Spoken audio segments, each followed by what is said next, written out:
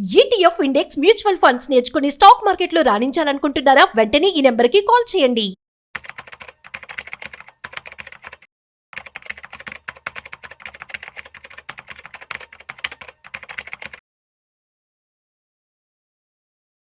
నమస్తే, welcome to Vishnu talks. నేను విష్ణు. ప్రస్తుతం నాతో పాటు senior stock market analyst Sundararamareddy గారు ఉన్నారు. వారితో మాట్లాడదాం. సార్, సుందరరామరెడ్డి గారు నమస్తే సార్. నమస్తే sir. Welcome to Suman TV and welcome to Vishnu talks. So Sundararamareddy గారు, 2025-26 ఆర్థిక సంవత్సరం పూర్తయిపోయి 27 ఆర్థిక సంవత్సరంలోకి అడుగు పెట్టబోతున్నాం ఏప్రిల్ 1వ తారీఖు నుంచి. ఎస్, ఒక్కసారి ఈ వీడియోలో అంటే గడిచిన ఫైనాన్షియల్ ఇయర్లో అసలు మార్కెట్స్ ఎలా పెర్ఫార్మెన్స్ చేసా ఏంటి అన్నదాని గురించి ఒకసారి మాట్లాడుకుందాం sir. Sensex near 2020 crash level వాల్యుయేషన్లో ఉందంట. Sensex PE falls to pandemic era levels. Sensex trailing PE movement విషయానికి వస్తే డిసెంబర్ 2025లో 23.5 ఉంది. ఫిబ్రవరి 2026లో 22.3 ఉంది. మార్చ్ 2026కి 22.2 ఉంది. లోయెస్ట్ సిన్స్ మే 2020. అంటే నాకు దీంట్లో అర్థమైంది ఏంటంటే ఓవరాల్గా మార్కెట్లు 5-6 సంవత్సరాల వెనకాలకు వెళ్ళిపోయాయి. అంటే కోవిడ్ పాండమిక్ అప్పుడు ఆల్మోస్ట్ ఏప్రిల్ మేలో అప్పుడు వాల్యుయేషన్స్ ఎలా ఉన్నాయో అంత కిందకి పడిపోయాయి. సో ఎలా చూడాలి అంటారు కంప్లీట్ ఈ మార్కెట్ సినారియోని? ఆల్మోస్ట్ ఇండెక్స్ వరకు అయితే 2 years లోకు దగ్గరలో ఉన్నాయండి. బట్ స్టాక్స్ అయితే మాత్రం ఒకసారి 5 years లో కూడా చాలా ఉన్నాయి. అంటే పర్టికులర్గా ఈ micro cap, nano cap, small క్యాప్స్కి అయితే అసలు లిక్విడిటీ లేక అండ్ దారుణంగా డ్రాప్ అయినాయి అనమాట. ఎంత అంటే పెద్ద పెద్ద ఇన్వెస్టర్స్ లైక్ డాలికన్నా లాంటి వాళ్ళకైతే 65-70% దాకా పోర్ట్ఫోలియో డ్రాప్ అయిందంటే మీరు ఊహించుకోండి ఎంత పెద్ద పెయిన్ గ్రోత్ మార్కెట్. అంటే ఒక్క మార్చి మంత్లోనే 10.5% నిఫ్టీ డ్రాప్ అయిందంటే సింగిల్ మంత్లో. కోవిడ్ వదిలేస్తే 2008 తర్వాత ఫస్ట్ టైం అండి. కోవిడ్ మార్చ్ మంత్లో ఆల్మోస్ట్ 28% దాకా డ్రాప్ అయింది. బట్ దాంతో అదొకటి ఎగ్జాంపుల్ ఇస్తే 2008 తర్వాత మళ్ళీ అంత బిగ్గెస్ట్ డ్రాప్ ఇప్పుడే అనమాట. న్యాచురల్గా ఎవరి పోర్ట్ఫోలియో అయినా చాలా హెవీ బీడ్ అవుతా ఉందండి. మార్కెట్ ఓపెన్ అయిందంటే చాలు అంటే -2 డ్రాప్ అవుతా ఉందన్నమాట అన్ని సార్లు కూడా. అండ్ ఈసారి ఏంటంటే అన్ని రకాల అసెట్ క్లాసులు డ్రాప్ అయింది. బిట్ కాయిన్ 1 yearలో, ఈవెన్ గోల్డ్ కూడా 6 monthsలో, సిల్వర్ 6 monthsలో, అండ్ రూపీ ఆల్ టైమ్ హైలో. అండ్ వరల్డ్ మరి నాస్డాక్ కూడా నిన్నటితోటి 8 monthsలోకి వెళ్ళిపోయింది. నాస్డాక్ కూడా ప్రపంచవ్యాప్తంగా అన్ని కరెక్షన్ అయ్యాయి. అంటే ఫస్ట్ 9 నెలల వరకు బాగానే ఉందండి. మరి జనవరి నుంచి అసలుకి వార్ వన్ సైడ్ అన్నట్టు దారుణంగా వస్తుంది అనమాట. ఇంకా యుద్ధం అనౌన్స్మెంట్ చేశారు, ఇంకంతే పీక్ లెవెల్ అనమాట. మెయిన్ ఇండెక్స్ లైక్ 10 అంటే ఇక రియల్ ఎస్టేట్ లాంటివి అయితే బ్యాంకింగ్ అయితే 20 దాకా పడ్డాయి. బట్ ఏదైనా సరే టోటల్ ఫైనాన్షియల్ ఇయర్ చూసుకుంటే స్టిల్ కొంత పాజిటివ్ ఉంది. అండ్ పిఎస్యూ బ్యాంక్స్ అయితే 25% వచ్చిందండి లాస్ట్ 1 year ఫైనాన్షియల్ ఇయర్లో. అండ్ నిఫ్టీ మెటల్ సెకండ్ 23% పాజిటివ్లో క్లోజ్ అయింది. అండ్ సిపిఎస్ అయితే 13% వచ్చింది. అండ్ ఆటో సెక్టర్ అయితే 11% దాకా వచ్చింది. కాబట్టి కొన్ని సెక్టర్స్ పాజిటివ్లో క్లోజ్ అయింది 1 year బేసిస్ మీద తీసుకుంటే. అండ్ వరస్ట్ అనుకుంటే 1 yearలో రియల్ ఎస్టేట్ అంటే 21% డౌన్ అయింది. అండ్ ఐటీ 19% డౌన్ అయింది లాస్ట్ 1 yearలో. And media 16%, FMCG 14%. And surprising thing ఏంటంటే నిఫ్టీ ఓవరాల్ డ్రాప్ అయింది లాస్ట్ 1 yearలో 3%. లాస్ట్ 1 yearలో ఈ ఒక్క మంత్లో 10% పడిందనే కానీ ఆ గెయిన్స్ మొత్తం లాస్ అయిందనమాట. మొత్తానికి ఏదైనా కానీ and one of the worst year and compare to Covid తర్వాత వచ్చిన ఇయర్స్ పోల్చుకుంటే అండ్ పెయిన్ అయితే వేరే లెవెల్లో ఉంది. బట్ ఇన్వెస్టర్స్ అయితే హెవీగా ఇన్వెస్ట్ చేస్తూనే ఉన్నారు. మ్యూచువల్ ఫండ్స్ అయితే ఎక్కడ తగ్గలేదండి ఇన్వెస్ట్మెంట్స్. అటు గోల్డ్లో కానీ మెటల్స్లో కానీ ఇటు మ్యూచువల్ ఫండ్ ఈక్విటీలో కానీ వస్తూనే ఉంది అమౌంట్ అయితే. అంటే ఎఫ్ఐఎస్ ఒక మార్చి మంత్లోనే 1.2 lakh crore అమ్మారంటే ఊహించుకోండి. ఇంకా 1.2 lakh crore 1 monthలో. ఎస్, ఎందుకంటే ఫిబ్రవరి 28 వార్ స్టార్ట్ అయింది. ఆల్మోస్ట్ మనం మార్చి 31st వచ్చేసాం. సరిగ్గా నెల రోజులైంది యుద్ధం మొదలయ్యాయి. ఈ నెల రోజులు, ఈ 30 రోజుల్లో ఎఫ్ఐ అవుట్ఫ్లోస్ 12 billion అంట. 1.18 lakh crore. సరే, ఇప్పుడన్నా యుద్ధం ఆగుతుందా ఆగదా అన్న క్లారిటీ అయితే ఎవరికీ లేదు. సరే, ఈ నెల రోజుల్లో జరిగిన విధ్వంసం ఏంటో చూసాము. ఈ నెల రోజులకి ఆల్మోస్ట్ 12 billion మనీ అవుట్ఫ్లో అయిపోయింది. ఇంకొక నెల రోజుల పాటు యుద్ధం కంటిన్యూ అయితే ఏంటి సిచ్యువేషన్? అంటే ఇంకా అసలు ఎంత దారుణమైన సిచ్యువేషన్స్ ని చూడాలి అంటారు మార్కెట్స్ లో? బేసికల్గా యుద్ధం అయిపోయినా సరే ఈ పాతది కవర్ అవ్వాలంటే చాలా టైం పడుతుందండి. ఎందుకంటే ఇప్పుడు ఆల్రెడీ మన రైనీ సీజన్ లోకి వచ్చేస్తాం 1 మంత్ తర్వాత. మాన్సూన్కి వచ్చేస్తాం Yeah, 1 month ఇప్పటికే తర్వాత. అగ్రికల్చర్ రెడీ చేసుకుంటా ఉంటారు కదా. ఉమ్, అంటే అగ్రికల్చర్ ఇండస్ట్రీ పంపించే గ్యాస్ రేట్లు 80% పెరిగినాయి. ఉమ్, కన్స్ట్రక్షన్ కాస్ట్ హైదరాబాద్లో ఇక్కడ అన్ని చోట్ల కూడా ఉమ్, సిమెంట్ బ్యాగ్ 50 రూపాయలు పెరిగిపోయింది సిమెంట్. అవును. అండ్ ఐరన్ అయితే టన్నుకి ఆల్మోస్ట్ 2000 రూపాయలు పెరిగింది. ఉమ్, అంటే ప్రతి మెటల్ మార్బుల్స్ అన్ని పెరిగిపోతున్నాయి. ఉమ్, అండ్ గ్యాస్ సిలిండర్ వాళ్ళకైతే గ్యాస్ కటింగ్ చేసే వాళ్ళకి అవును. గ్యాస్ లేక ఆపేశారు కొన్ని చోట్ల. అందుకని మనం అనుకుంటున్నట్టు ఆయిల్ అండ్ గ్యాస్ కాదు ఇది. పెట్రోకెమికల్ రూపంలో, ఫర్టిలైజర్స్ రూపంలో, స్పెషాలిటీ కెమికల్ రూపంలో, పెయింటింగ్స్ రూపంలో, ఎరువుల రూపంలో అన్ని రకాలుగా ఇది ఎఫెక్ట్ చూపించింది అనమాట ఇది. అండ్ ఇండియాకి ఏ షిప్ వచ్చినా సరే కంటైనర్ కాస్ట్ 20% పెరిగిందంట. ఉమ్, అంటే ఇంపోర్ట్స్ అన్ని 20% పెరుగుతున్నాయి అంతే. అండ్ అదే టైంలో ఎక్స్పోర్ట్స్ అంతేమో బీభత్సంగా పుంజుకోవట్లేదు అనమాట. ఉమ్, మొత్తానికైతే వన్ ఆఫ్ ది బ్యాడెస్ట్ టైంలో కూర్చున్నామండి. వరల్డ్ వైడ్గా మార్కెట్స్ అన్ని డ్రాప్ అవుతున్నాయి. 1 monthలో లిటరల్లీ వరల్డ్ మార్కెట్స్ యావరేజ్ మీద 10% డ్రాప్ అయిందంటే మనం ఊహించుకోవచ్చు. పెయిన్ వేరే లెవెల్లో ఉంది. ఈ ట్రంప్ ఇరాన్ వారులేమో కానీ ప్రపంచం అంతా సఫర్ అవుతుందండి. అండ్ ఎంతకాలం ఉంటుంది అనే బదులు యుద్ధం ఎప్పుడైపోయి మళ్ళీ నార్మల్ స్థితికి వస్తుంది అంటాం బెటర్ ఏమో. ఎందుకంటే ఇవి ఆర్టిఫిషియల్ డిమాండ్ వల్ల పెరిగిన రేట్లు అనమాట. నిజంగా ఇండస్ట్రియల్ డిమాండ్ కాదు, సప్లై చైన్ డిస్టర్బెన్స్ వల్ల పెరిగిన రేట్లు అనమాట ఇవన్నీ కూడా. అవునవును. మళ్ళీ ప్రొడక్షన్ కనుక పాత లెవెల్కి వస్తే ఇది తగ్గే ఛాన్స్ ఉంటుంది. తగ్గే ఛాన్స్. ఇప్పటికిప్పుడు వస్తుంటే వచ్చేలా కనపడట్లేదు. ఉమ్, ఎందుకంటే ఇప్పుడు కొత్తగా ఏంటంటే మళ్ళీ ఇరాన్ వాళ్ళు ఈచ్ షిప్ వాళ్ళ రూట్లో వచ్చేస్తే ఆల్మోస్ట్ 19 కోట్లు వసూలు చేస్తున్నారు లీగల్గా. నిన్నే వాళ్ళ పార్లమెంట్లో బిల్లు పాస్ అయింది. ఉమ్, ఇప్పుడు లీగల్ కానీ ఇప్పటి వరకు వాళ్ళు ఇల్లీగల్గా కలెక్ట్ చేశారు. ఇప్పటి నుంచి ఒక షిప్ ఆయిల్ కంటైనర్ కనుక హర్మూజ్ జలసంధి నుంచి బయటకు వస్తే కనుక వాళ్ళకి 19 crores పే చేయాలంట. అబ్బబ్బబ్బా. ఉమ్, అంటే ఇది కొత్త యుద్ధాన్ని బీన్ చేస్తుంది తప్ప అంతే. అమెరికా వాళ్ళు ఎట్టా ఒప్పుకోరు. ఉమ్, అందుకని ఈ అన్సర్టనిటీ ఎంతకాలం ఉంటుంది అనేది మనకు తెలియదు. ఉమ్, అన్సర్టనిటీ అయిపోతేనే మనకు క్లారిటీ వస్తుందండి. అప్పటి వరకు అయితే ఈ పెయిన్ భరించక తప్పదు. రైట్. సో ఇప్పుడు సుందరరామరెడ్డి గారు, ఇండియన్ మార్కెట్స్లో విపరీతమైన ప్యానిక్ నడుస్తుంది, విపరీతమైన ఫాల్ నడుస్తుంది. సెక్టోరియల్గా ఏ సెక్టార్ చూసినా కూడా నెగటివ్ రిటర్న్స్లోనే ఉంది. అది గత నెల రోజుల నుంచి జరుగుతున్న యుద్ధం వల్ల కానివ్వండి, లేదంటే లాస్ట్ 19 months నుంచి, ఇది 2024 సెప్టెంబర్ నుంచి జరుగుతున్నటువంటి విధ్వంసం ఏదైనా సరే మార్కెట్లు అయితే పూర్తి నెగిటివ్లో ఉన్నాయి కదా. సో ఇదే టైంలో ఇండియన్ స్టాక్ మార్కెట్స్ అనేవి ఒక గ్లోబల్ ఫేవర్ని మిస్ అవుతున్నాయి అనుకోవచ్చా, కోల్పోతున్నాయి అనుకోవచ్చు ఒక గ్లోబల్ ఫేవర్ని ఇండియన్? మనం అలా చూడలేము. ఎందుకంటే యుద్ధం జరిగే ప్లేసుల్లో ఇజ్రాయెల్ మార్కెట్ పెద్దగా డౌన్ అవ్వలేదు. యుఏఈ మార్కెట్ 17% డౌన్ అయింది. యుద్ధం చేస్తున్న ఆ మార్కెట్. అమెరికన్ మార్కెట్ కూడా 9% డౌన్ అయింది. అమెరికన్ మార్కెట్ కూడా 8 months లోకి వెళ్ళిపోయింది. అంటే ఈ క్రూడ్ వల్ల ఎక్కువ ఎఫెక్ట్ అవుతున్న దేశాలు అన్ని డ్రాప్ అయినాయండి. క్రూడ్ వల్ల ఎఫెక్ట్ కాని దేశాలు కొంతవరకు నిలబడ్డాయి. అంటే లాస్ట్ 1 month లో తక్కువ పడిందంటే బ్రెజిల్, కెనడా, ఆస్ట్రేలియా ఈ తక్కువ పడ్డాయి. ఎందుకంటే కమోడిటీస్ వల్ల అవి ప్రొడ్యూస్ చేసే కంపెనీస్ అవి ఎఫెక్ట్ అవ్వట్లేదు. బట్ స్టిల్ అవి కూడా 5 to 6% డౌన్ అయింది. అండ్ కమోడిటీ మీద ఎక్కువ డిపెండ్ అయిన ఇండియా లాంటివి and Korean markets and America ఇవన్నీ అయితే మాత్రం ఆల్మోస్ట్ 10% దాకా డౌన్ అయింది. కాబట్టి మనం ఒక్కళ్ళు ఎఫెక్ట్ అవ్వలేదు ఈ వార్ వల్ల. ప్రపంచం మొత్తం యావరేజ్ మీద 8 to 10% డౌన్ అయింది. మనది కూడా డౌన్ అయింది అంతే. కాబట్టి మనం ఒక్కళ్ళే ఎక్కువ డౌన్ అయ్యా, మన రూపీయే ఎక్కువ వీక్ అయిందని చెప్పలేము. ఎందుకంటే అన్ని కరెన్సీలు వీక్ అయినాయి. అన్ని దేశాల కరెన్సీ కూడా వీక్ అవుతుంది, మనం కూడా వీక్ అవుతున్నాం. కాబట్టి వరల్డ్ తగ్గట్టే మూవ్ అవుతుంది తప్ప ఎక్స్ట్రా అయితే ఏం లేదు. అంటే చాలా మంది అనుకున్నట్టు మనం 90% ఈ క్రూడ్ వీటి మీద డిపెండ్ అవటం వల్ల వచ్చిన సైడ్ ఎఫెక్ట్స్ అనుకుంటాం. కానీ ఈవెన్ మీరు జపాన్ చూసుకుంటే 95% క్రూడ్ వాళ్ళు కూడా డిపెండ్ అవుతారు వేరే కంట్రీల మీద. అలాగని చెప్పేసి వాళ్ళు ఎఫెక్ట్ అవ్వాలి కదా. అలాగనే జర్మనీ చూసారనుకోండి, గ్యాస్ 95% వాళ్ళు వేరే దేశం మీద డిపెండ్ అవుతారు. అందుకని కమోడిటీస్లో 80s 90s డిపెండ్ అవటం అనేది మామూలు విషయమే, అది ఇష్యూ కాదు. ఇప్పుడు ఈ సప్లై చైన్ డిస్టర్బెన్స్ వల్ల దానివల్ల ఎఫెక్ట్ అవుతున్నారు. మనం పర్టికులర్గా ఆయిల్ అండ్ గ్యాస్లో అయితే గ్యాస్కి ఎక్కువ ఎఫెక్ట్ అవుతున్నాం. ఆయిల్ అయితే రీప్లేస్ చేసుకోవచ్చు ఏ దేశం నుంచి వచ్చింది మనకి, రష్యా నుంచో అమెరికా నుంచో. బట్ గ్యాస్ అట్లా అంత స్పీడ్గా మనం అందించలేము అనమాట. అందుకని గ్యాస్లో వచ్చిన ఎఫెక్ట్స్ నుంచి మనం చెక్ అవడానికి it may take some time, డెఫినెట్గా పడుతుంది. ఏదైనా కానీ unexpected war been 1 month back recovery అవుతాయి అనుకుని కాస్తే కూడా దారుణంగా లాస్ అయింది. అండ్ 24 September నుంచి బీనింది ఇది, పోతూనే ఉంది అప్పటికి కూడా. అండ్ అన్ఎక్స్పెక్టెడ్ బిగ్గెస్ట్ డిసప్పాయింట్ జరుగుతుంది ఈ లాస్ట్ ఇయర్ నుంచి అనమాట. అంటే ఎవరికి ట్యాక్స్ హార్వెస్టింగ్ చేసే పని లేకుండా మార్కెట్ అన్ని వెనక్కి తీసేసుకుంది. మ్యూచువల్ ఫండ్ ఎస్ఐపీలు అన్ని కూడా 2 years అన్ని నెగిటివ్లోకి వెళ్ళిపోయినాయి. అందుకని ఎక్కడ చూసినా అందరికి పెసిమిస్టిక్ వ్యూనే కనపడుతుంది. ఈ మార్కెట్ మీద మోజైతే లేదు.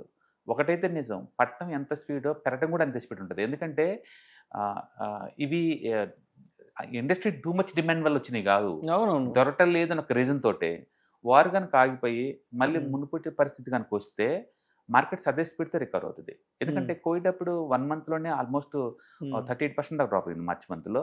విత్ ఇన్ 2 monthsకి మళ్ళీ రికవర్ అయింది. అది 17% పెరిగింది, తర్వాత 10% పెరిగింది మార్కెట్ ఎంత 2 monthsలోనే.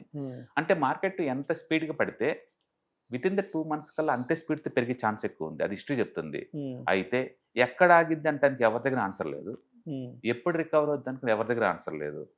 కాబట్టి మనం ఎస్ఐపీలు చేసే వాళ్ళు కంటిన్యూ చేసుకోవడం తప్ప మనం ఇది రివర్స్ అవుతుందని చెప్పడానికి ఏం లేదు. టెక్నికల్గా ఒక మార్కెట్ రివర్సల్ అవుతుందంటే స్ట్రక్చర్ హైయర్లో ఫామ్ అవ్వాలి. ప్రస్తుతానికి రోజు లోవర్ లోసే వస్తుంది. కాబట్టి ఎవరి దగ్గర ఆన్సర్ లేదు. లాస్ట్ నైట్ కూడా అమెరికన్ మార్కెట్ దారుణంగా పడింది. ఈ రోజు హాలిడే కాబట్టి మనం తప్పించుకున్నాం. ఎగ్జాక్ట్లీ, ఇవాళ మనకి మార్కెట్ హాలిడే కాబట్టి మనం తప్పించుకున్నాం. అందుకని రేపు మళ్ళీ ఏమవుతుందంటే ఈ రోజు వరల్డ్ మార్కెట్స్ మొత్తం డౌన్ అవుతున్నాయి, మళ్ళీ రేపు ఎఫెక్ట్ అవుతాం. కాబట్టి యుద్ధం నుంచి రావాలి న్యూస్, అది సైడ్ అయిందని వస్తే కనుక డెఫినెట్గా అవుతుంది. అండ్ ఇండియాలో ఉన్న ప్రాబ్లం ఏంటంటే ఇప్పుడు మనం ఇంపోర్ట్స్ ఏమో 70% దాకా ఉంటుంది, ఎక్స్పోర్ట్స్ 30%. అంటే టోటల్ మనం ఒక 400 లక్షల కోట్లు మన ఎకానమీ అనుకుంటే అందులో ఒక 70 లక్షల కోట్లు మాత్రమే ఎక్స్పోర్ట్స్, మిగతా మొత్తం ఇంపోర్ట్సే. ఇప్పుడు రూపీ రోజుకి వీక్ అవుతుంది కదా, అందుకని ఇంపోర్ట్స్ కాస్ట్ పెరిగిపోతాయి మనకి ఎక్స్పోర్ట్తో పోల్చుకుంటే. అంటే ఇంపోర్ట్స్ వాళ్ళందరూ బాగా సఫర్ అవుతున్నారు, ఎక్స్పోర్ట్ చేసే వాళ్ళందరూ ఫుల్ జాయస్ మూడ్లో ఉన్నారు. ఇప్పుడు ఈ ఇన్ఫ్లేషన్ పెరగడం వల్ల ఇప్పుడు మిడిల్ క్లాస్ వాళ్ళంతా సఫర్ అవ్వాల్సి వచ్చింది. నెక్స్ట్ 2 monthsలో ప్రతిదీ కాస్ట్ పెరిగింది. ఒక 2 months తర్వాత చూసుకుని అనుకోండి, దీని ఎఫెక్ట్ డెఫినెట్గా ఉంటుంది. ఇప్పటికే మనకు అందరికి కనబడుతుంది. గ్యాస్ చిన్న ఐటమ్ అండి మిగతా వాటితో పోల్చుకుంటే. మిగతా అన్ని ఐటమ్స్ ఎంతకంత పెరిగే ఛాన్స్ ఎక్కువ ఉంది. పర్టికులర్గా అగ్రికల్చర్ సెక్టర్ వరల్డ్ వైడ్గా ఎఫెక్ట్ అయ్యే ఛాన్స్ ఉంది. నెక్స్ట్ ఈల్డ్ ఖచ్చితంగా ఎఫెక్ట్ అవుతుంది. అందుకని ఈ వార్ ఇప్పుడు అయిపోయినా దీనివల్ల వచ్చిన side effects 1 or 2 years market మీద డిఫరెంట్ సెక్టర్స్ మీద డిఫరెంట్ వేలో ఉండే ఛాన్స్ ఎక్కువ ఉంది. అయితే అన్ని సెక్టర్స్ ఒకేలాగా ఎఫెక్ట్ కాకపోవచ్చు. లైక్ ఫార్మా ఉందనుకోండి, రూపీ వీక్నెస్ దానికి స్ట్రెంతే కదా, రూపీ వీక్ అయ్యే కొద్దీ అది స్ట్రెంత్ అవుతూ ఉంటుంది. ఎక్స్పోర్ట్ ఓరియంటెడ్ థీమ్ కాబట్టి దానికి అలా వర్కౌట్ అవుద్ది. ఐటీ కనుక ఏ ఇష్యూస్ కనుక రిజాల్వ్ అయితే అవి కనుక కొంచెం సెటిల్ అయిపోతే రూపీ వీక్నెస్ వల్ల దానికి కూడా స్ట్రెంత్ వచ్చే ఛాన్స్ ఉంది. అంటే షుగర్ సెక్టర్ ఇప్పుడు ఈ ఆయిల్ అండ్ గ్యాస్ పుణ్యం అంటే గవర్నమెంట్ వాళ్ళు డెఫినెట్గా బయో డీజిల్కి లేదా బయో గ్యాస్కి ఇంపార్టెన్స్ ఇస్తారు. కాబట్టి షుగర్ స్టాక్స్కి ఆపర్చునిటీస్ ఎక్కువ ఉంది. పైగా April 1st నుంచి ఇథనాల్ మ్యానుఫ్యాక్చరింగ్ మ్యాండేటరీకి 20% చేశారు ఇండియాలో. అందుకని షుగర్ సెక్టర్ కొంచెం పాజిటివ్ ఉండే ఛాన్స్ ఎక్కువ ఉంది. మొత్తం మీద ఈ టైంలో కొంచెం హోప్స్ అంటే పెట్టుకుంటే ఈ 3 సెక్టర్ మీద పెట్టుకోవచ్చు. మార్చి విషయానికి వస్తే మంత్లీ సెల్ ఆఫ్స్లో the biggest FI sell off records బద్దలు కొట్టింది మార్చి. సో 2026 మార్చికి 2020 మార్చికి కంపారిజన్ చేస్తే ఎలా ఉంది అసలు? 2020 అనేది స్పీడ్గా వచ్చేసి ఒకసారి అలా వ్యాక్సిన్ లాగా గుచ్చేసి వెళ్ళిపోయింది అనమాట. జస్ట్ 1 month అండి మ్యాక్సిమం పెయిన్ అక్కడ ఉంది. చాలా స్పీడ్గా పడింది, స్పీడ్గా రికవర్ అయింది. ఇలా రోజు చంపలేదు. ఇది 24లో స్లోగా బీన్ అయింది, మ్యాక్సిమం అవుతుంది. ఇప్పుడు స్లోగా బీనే మ్యాక్సిమం అవుతుంది. ఆ ఉండే హోప్స్ మొత్తాన్ని ఎవాపరేట్ చేసుకుంటూ వెళ్ళిపోతుంది. ఈ 1 monthలో ఎంత పడిందంటే స్మాల్ క్యాప్ మిడ్ క్యాప్ పట్టడం మానేసినాయి. యాక్చువల్గా నిఫ్టీ 10 పడితే స్మాల్ క్యాప్స్ 20 పడాలి మామూలు రూల్ అయితే. ఈసారి వెరైటీగా స్మాల్ క్యాప్స్ కూడా 10 పడ్డాయి. అంటే పట్టడానికి ఏం లేదు వాటి దగ్గర, అంతకు పడినాయి, అంత దారుణంగా పడ్డాయి ఆల్రెడీ. అందుకని టూ మచ్గా బాగుపడ్డాయి ఈసారి. అండ్ ఏదో గుడ్ న్యూస్ వస్తే తప్ప మార్కెట్ ఎంతకంత రికవరీ ఛాన్స్ లేదు. వారి నుంచి ఎంతకంత రావాలి. అందులో ఇండియన్ క్రూడ్ ఆయిల్ బాస్కెట్ 157 చేరింది. అది మనం బ్రెంట్ క్రూడ్ ఆయిల్ చూసి 110లో ఉందని అనుకుంటున్నాం, కానీ ఇండియాకి పడే రేటు 110 కాదండి, $157 per barrel. అది టూ మచ్ రేట్ అది. కాబట్టి ఇండియన్ బాస్కెట్ రేటు తగ్గితే ఏమైనా ఉంటుంది అనమాట. $1 పెరిగితేనే రేటు ఇండియాకి 15,000 కోట్లు లాస్ వచ్చిందండి. అలాంటిది రోజుకి $10 పెరుగుతుంది ఒక రోజు అయితే. దాంతో ఎటు చూసిన పెసిమిస్టిక్ వ్యూనే కనబడుతుంది. ఎందుకంటే అన్ని సెక్టర్స్ ఎఫెక్ట్ అవుతున్నాయి, ప్రతి సెక్టార్ ఎఫెక్ట్ అవుతుంది అనమాట. దాంతో మార్కెట్ ఎవరి మాట వినేలాగలేదు. సరే, ఇప్పుడు మొత్తానికి మార్కెట్లు అయితే కంప్లీట్ ఆల్మోస్ట్ ఒక 10 to 12% డౌన్ఫాల్లో డ్రాప్లో ఉన్నాయి. ఒక 2-2.5 సంవత్సరాలు వెనక్కి వెళ్ళిపోయినాయి కదా మార్కెట్లు. ఇప్పుడు కొత్తగా ఈ మార్కెట్ ఫాల్ని ఒక ఆపర్చునిటీగా తీసుకొని నేను ఇలాంటి టైంలో మార్కెట్లోకి ఎంటర్ అయ్యి ఈ ఫాల్ని నేను ఈ ఫాల్ని నేను క్యాష్ చేసుకోవాలి అనుకునే వాళ్ళకి మీరేం చెప్తారు? బేసికల్గా ఇన్వెస్ట్మెంట్స్కి వచ్చేటప్పుడు ఒక గోల్ ఓరియంటెడ్గా రావాలి తప్ప ఎమోషనల్గా ఒక యాక్సిడెంట్ నుంచి బెనిఫిట్ పొందాలని చుట్టానికి రాకూడదండి. సినారియో 1 ఇప్పుడు ఇంతతో ఆగిపోద్దని వచ్చారనుకుందాం, ఒక ఉన్న అమౌంట్ వరకు పెట్టారనుకుందాం, మార్కెట్ ఇంకో 10% పెడితే నెక్స్ట్ ఏం చేద్దాం అనుకుంటున్నారు? ఇంకో 10% పడితే ఏం చేద్దాం అనుకుంటున్నారు? మీ దగ్గర ఆన్సర్ ఉండాలి. సినారియో నెంబర్ 2, ఒకవేళ మీరు ఎస్ఐపిలో పెడదాం అనుకుంటున్నారు, 10% పడ్డా నాకు ఓకే, ఎందుకంటే నేను పెట్టింది 5,000 కదా నెలకి. అందుకని వాలటిలిటీని హ్యాండిల్ చేసే ఒకే ఒక పద్ధతి ఏంటంటే ఎస్ఐపిలో పెట్టడం. అందుకని మీరు ఈవెన్ లంసంలో పెడదాం అనుకున్నా 4-5 మొక్కలు చేసి పెట్టుకోవడం బెటర్ ఇప్పుడున్న మార్కెట్కి. ఎందుకంటే రేపు ఏం జరుగుతుందని ఎవరు చెప్పలేరు, సర్టనిటీ లేదు కదా. అందుకని ఎవరి రిస్క్ ప్రొఫైల్ తగ్గట్టు, వాళ్ళ ఫైనాన్షియల్ గోల్స్ తగ్గట్టు వాళ్ళు డిజైన్ చేసుకోవడం బెటర్. బట్ డెఫినెట్గా 2 ఇయర్స్తో పోల్చుకుంటే బెటర్ డిస్కౌంట్లో ఈ టైంలో ఎస్ఐపిలు పెంచి మనం అడ్వాంటేజ్ తీసుకోవచ్చు. అయితే బాటమ్ నువ్వు ప్రేట్ చేయలేవు. మనం పెట్టుకుంటూ పోతే 1 ఇయర్కి మళ్ళీ రిటర్న్స్ అయ్యే ఛాన్స్ ఎక్కువ ఉంది. 1 ఇయర్లోపు ఎప్పుడైనా రివర్స్ అవ్వచ్చు మార్కెట్. అందుకని ఎస్ఐపిలు పెంచుకోవడం బెటర్. మీరు ఎస్ఐపి ఫార్మేట్లో ఇన్వెస్ట్ చేసుకుంటూ ఎస్ఐపి అమౌంట్ని పెంచుకోవడం ద్వారా దాని అడ్వాంటేజ్ తీసుకోవచ్చు. మనం ఎప్పుడైనా షార్ట్ టర్మ్లో చూసే బదులు హిస్టరీలో ఇలాంటి వాళ్ళు జరిగినప్పుడు నెక్స్ట్ ఏం జరిగింది చూసుకుంటే నీకు ఆన్సర్ దొరికింది. ప్రతి హిస్టరీలో ప్రతి వారప్పుడు పడుతుంది, 1 or 2 ఇయర్స్లో మళ్ళీ రికవర్ అవుతుంది, పడుతుంది, 1 or 2 ఇయర్స్ రికవర్ అవుతుంది. ఈసారి కూడా ఇప్పుడు 2 ఇయర్స్ అవుతుంది కాబట్టి hope it is going to reversal. అయితే ఈ పాయింట్ ఎప్పుడు చెప్పలేరు, ఏ రోజు, ఏ వారం, ఎక్కడి నుంచి అనేది మాత్రం ఎవరు చెప్పలేము. ఎందుకంటే అవతల వారు ఆగితేనే సెంటిమెంటల్గా ఇంప్రూవ్ అయ్యేది. ఎందుకంటే రూపీ ఇంతగా డ్రాప్ అవుతున్నప్పుడు ఎఫ్ఐఎస్ మనీ రాదు, కొత్తగా లోపలికైతే రాదు. అండ్ రోజుకి మార్కెట్ ఇలా పడుతుంటే మ్యూచువల్ ఫండ్ అలొకేషన్ కూడా తగ్గిస్తారు, వాళ్ళు కూడా క్యాష్ హోల్డింగ్ పెంచుకుంటూ పోతుంటారు. అందుకని మార్కెట్ కనుక ఒక 1 వీక్ పడకుండా ఆగినా, ఓకే, రివర్స్లో కత్తుకుత్తి స్టార్ట్ అయిన ఎవిడెన్స్ ఉన్నా అప్పుడు అందరు తొందరపడే ఛాన్స్ ఎక్కువ ఉందన్నమాట. కాబట్టి అలాంటి ఏదైనా స్కోప్ ఉంటే ఓకే. ఏదైనా కానీ ఫైనాన్షియల్ గోల్స్కి ఇప్పుడు పడ్డ డ్రాప్స్కి మీకు ఏమైనా యూజ్ అవుతుంది అనుకుంటే పెట్టుకోవటం బెటర్. నన్ను అడిగితే కనుక మార్కెట్ బాగా డిస్కౌంట్లో ఉంది కాబట్టి ఎస్ఐపిలు పెంచమని చెప్తాను. ఇంకా అంటే ఇది ఈక్విటీ ఎప్పుడు వాలటిలిటీ అసెట్ అండి. అది ఇయర్లీ యావరేజ్ మీద 15-20% పడుతున్నట్టు హిస్టరీ మొత్తం ఉంది కాబట్టి పడిద్ది, నెక్స్ట్ ఇయర్ కూడా పడిద్ది, పట్టకుండా ఏం ఆగదు అది. బట్ అదే టైంలో రికవరీ కూడా కామనే కదా, రికవరీ కూడా కామనే. కాబట్టి మనం ఎస్ఐపిలు పెంచుకొని దీన్ని మనం హ్యాండిల్ చేసుకోవడం బెటర్.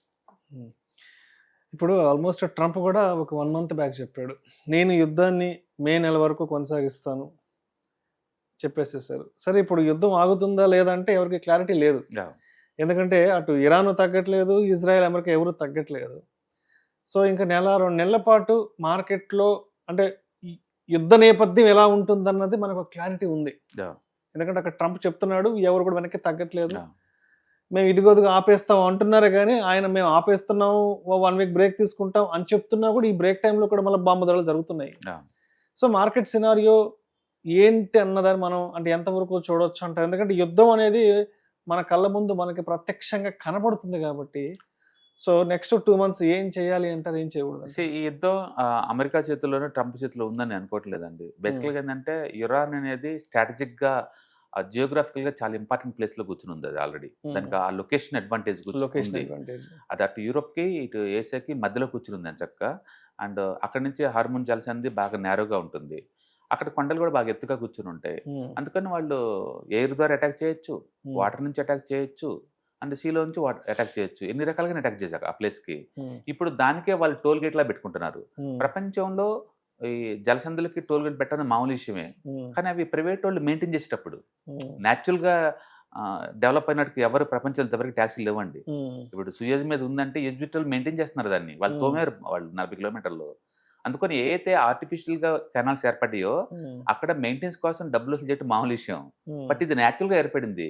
న్యాచురల్గా ఏర్పడిన దానికి కూడా వాళ్ళ పార్లమెంట్ అప్రూవల్ చేసేసి వాళ్ళు 18 కోట్ల రూపాయలు ఈచ్ షిప్కి బిల్డింగ్ వసూలు చేస్తున్నామంటే మీనింగ్ ఏంటంటే విషయం చాలా సివియర్గా ఉంది. సో యుద్ధానికి అమెరికా వాళ్ళు టర్మ్స్ అండ్ కండిషన్స్ పెట్టే స్టేజ్ ఉందని అనుకోవట్లేదండి, ఇరాన్ వాళ్ళే పెట్టే స్టేజ్లో ఉంది.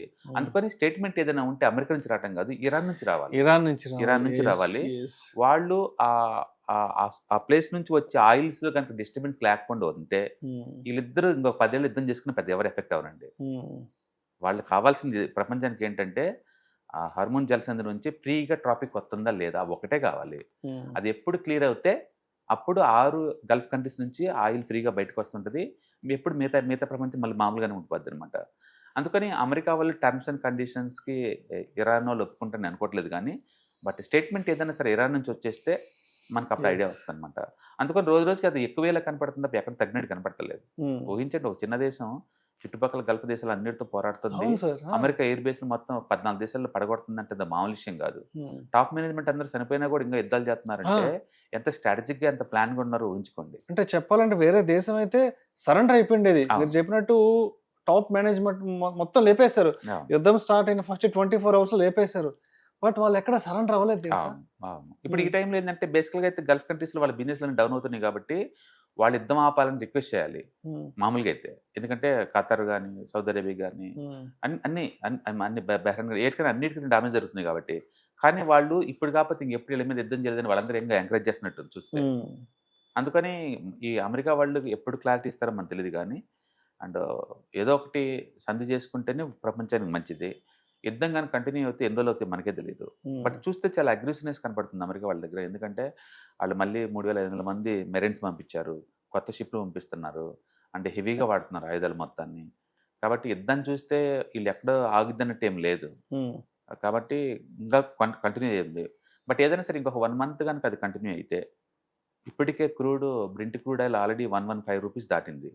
ఇండియాలో బెంచ్ మార్క్ ఇండెక్స్ ఇండియాది అయితే $158 దాటింది. ప్రపంచంలో అన్ని దేశాల్లో దాటుతుంది. ఇంకా 1 month ఇలా కనుకుంటే అన్ని దేశాలు అఫీషియల్గా రిసెషన్కి వెళ్ళిపోతాయి. ఇప్పటికే వరల్డ్ మార్కెట్ మొత్తం యావరేజ్ మీద అండ్ 8 months లోపలికి వచ్చింది అమెరికా మార్కెట్సే. కాబట్టి యుద్ధం వల్ల ఎవరికి విన్నది ఏం లేదండి. అందరూ నష్టపోతున్నారు. కాబట్టి యుద్ధం సంబంధించి అది ఆగుతుంది అనేది ఏదైనా ఇండికేషన్ వస్తే అది ఇరాన్ నుంచి వస్తే అప్పుడు ప్రపంచం అంతా ఊపిరి పీల్చుకోవచ్చు అండి. బట్ వాళ్ళు టోల్ గేట్ రెడీ చేసుకుంటున్నారంటే ఇది ఆగిపోలేదు. వాళ్ళు కూడా కాలు దూవుతున్నారు. ఇది అందరం బద్దం చూడాలి. Right. Thank you sir. Thank you so much Sundara Reddy గారు. 2025-26 ఆర్థిక సంవత్సరంలో మార్కెట్లు పడ్డ ఇబ్బందులు, అదేవిధంగా 26-27 కొత్త ఆర్థిక సంవత్సరంలో మార్కెట్లకు ఎటువంటి ఛాలెంజెస్ ఉన్నాయి అన్న దాని గురించి చాలా చక్కగా తెలియజేశారు. Thank you so much sir. Hello friends, financial freedom మీద వెబినార్ జరగబోతుంది. ఇది డైలీ 3 hours ఉంటుంది, 3 days ప్రోగ్రామ్. దీంట్లో మీకు ఫైనాన్స్ ఫ్రీడమ్ ఎలా సాధించవచ్చు via with ETFs, index funds, mutual funds ద్వారా డీటెయిల్ గా ప్రాక్టికల్ వేలో మీకు ఎక్స్ప్లెయిన్ చేయబడుతుంది. అండ్ దీంట్లో ఎనీ డౌట్స్ ఉన్నా సరే ఇమీడియట్ గా వెబినార్ లోనే ఎక్స్ప్లెనేషన్ చెప్తారు. అండ్ అలాగే మ్యూచువల్ ఫండ్స్ ఎగ్జామ్స్ ఎవరైనా రాద్దాం అనుకున్నా సరే, మ్యూచువల్ ఫండ్ డిస్ట్రిబ్యూటర్ గా మీరు సెటిల్ అవ్వాలన్నా సరే ఎలా చేయొచ్చు, వాటికి సంబంధించిన డీటెయిల్ ఎడ్యుకేషనల్ వివరాలు మొత్తం కూడా ఈ ప్రోగ్రామ్ లో డీటెయిల్ గా చెప్పబడుతుంది. కాబట్టి ఎవరైనా సరే ఈ వాలటిలిటీ ఉన్న ఈ స్టాక్ మార్కెట్ లో స్టేబుల్ గా ఉండి అండ్ మంచి returns via with ETFs, index funds, mutual fund ద్వారా ఎలా సంపాదించవచ్చు, ఎందుకు ఇవి ఇంపార్టెంట్, ఫైనాన్స్ ఫ్రీడమ్ కి ఎలా ఉపయోగపడతాయో ఇవన్నీ కూడా డీటెయిల్ గా ఎక్స్ప్లెయిన్ చేయబడుతుంది. కాబట్టి ఎవరైనా ఇంట్రెస్ట్ ఉన్న పార్టిసిపెంట్స్ అందరూ కూడా ఈ అవకాశాన్ని వినియోగించవలసిందిగా కోరుతున్నాను. Thank you.